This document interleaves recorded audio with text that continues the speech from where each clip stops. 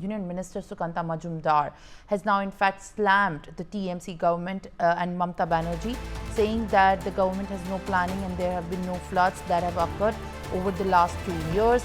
Now the floods in the South Bengal have become a political flashpoint for the Mamata Banerjee government, as it is the region that gives her the party Trinamool Congress an edge in the state politics. Slamming the TMC-led Mamata Banerjee government, Sukanta Majumdar has said that in question that the preparedness of the government against the flood is nowhere, and he also questioned how many dams have been in fact repaired and said nothing happens for a year and then the money goes back into the pocket of the TMC leaders. Let us also now listen in to the comments that have been made by Union Minister Sukanta Majumdar.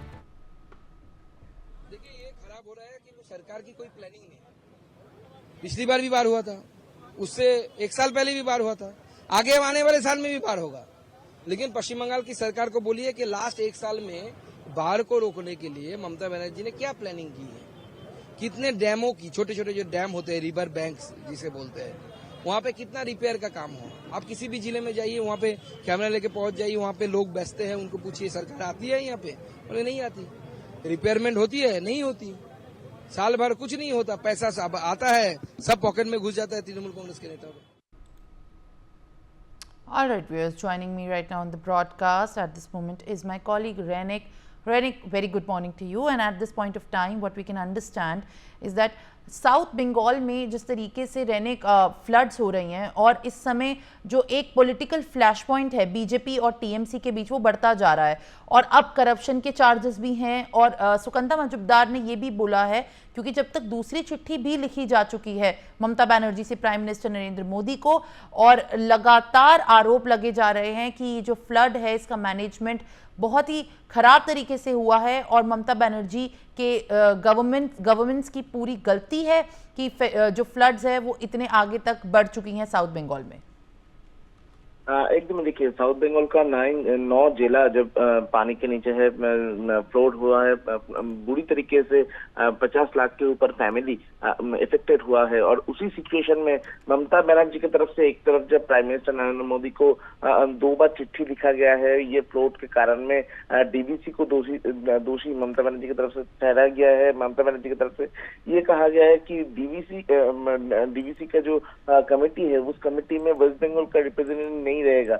और उसी situation में अभी ममता बनर्जी को ये flood के लिए जिम्मेदारी ठहरा रहे ये सुकांत मजुमदार। बीजेपी की तरफ से डायरेक्टली क्लेम किया जा रहा है कि ममता बनर्जी की सरकार में ये डैम को प्रोटेक्ट करने के लिए, डैम को रिपेयर करने के लिए, ये डैम तैयार करने के लिए कोई स्टेप नहीं लिया गया था।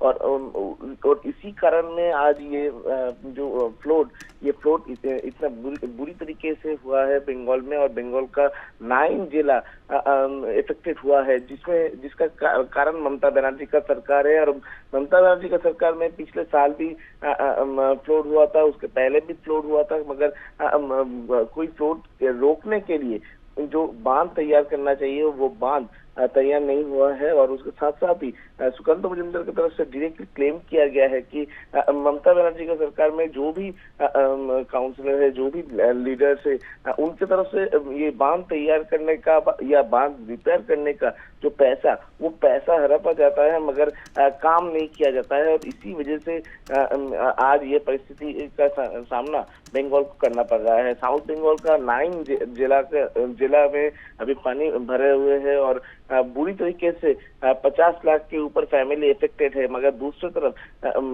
ये पूरा घटना को लेकर, ये जो फ्लड का सिचुएशन, इसको लेकर पॉलिटिक्स जो है वो जारी है। एक तरफ टीएमसी की तरफ से सेंट्रल गवर्नमेंट को दोष दिया जा रहा है कि डीवीसी की तरफ से ये पानी छोड़ा गया है और इसी वजह से ये फ्लड हुआ है, ऐसा टीएमसी की तरफ से क्लेम किया जा रहा है। दूसरी तरफ सुकांत मजुमदार की तरफ से ये फ्लड में जो 9 जिला इफेक्टेड हुआ है, 50 लाख के ऊपर लोग इफेक्टेड हुआ है, इसको लेकर टीएमसी को घेरा जा रहा है। For more such videos, subscribe to the NewsX YouTube channel, hit the bell icon.